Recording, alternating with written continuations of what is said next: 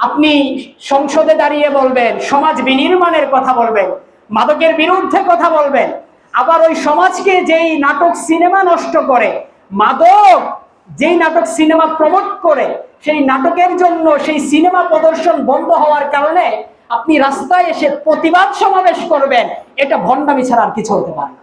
এখন আপনি যদি নামে মাত্র মুসলিম, ইসলামের কিছু অংশ মানেন, নামাজ পড়েন, আল্লাহকে আল্লাহ বলে বিশ্বাস করেন, যাকাত আদায় করেন, রমজান আসলে রোজা রাখেন, কিন্তু আল্লাহ যাকে ভালোবাসতে বলেছেন তাকে আপনি ভালোবাসেন না, আল্লাহ যাকে ঘৃণা করতে বলেছেন আপনি তাকে ঘৃণা করেন না, তবে আপনি নামে মুসলিম হতে পারেন কিন্তু প্রকৃত মুসলিম আপনি হতে পারেন না।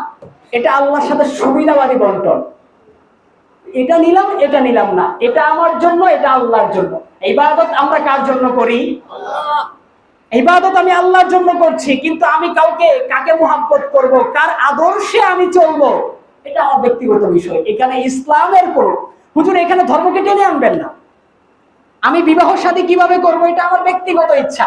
আমি কাদের পোশাক পরবো, আমি কাদের হেয়ার স্টাইল ফলো করবো, এটা আমার ব্যক্তিগত ইচ্ছা। এখানে হুজুর ধর্মকে টেনে আনবেন।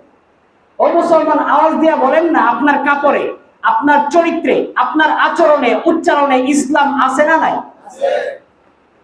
এটা সহজ সাতটা উদাহরণ। আপনি বাংলাদেশের সিটিজেন, স্বাধীন নাগরিক, আপনি দেশের নাগরিক হয়ে যদি বিদেশের কোনো কর্মকাণ্ড বাস্তবায়ন করতে চান, বিদেশের কোনো দাসত্ব আপনি করতে চান, তবে আপনাকে দেশপ্রেমী না বলে বিদ্রোহী বলা হবে।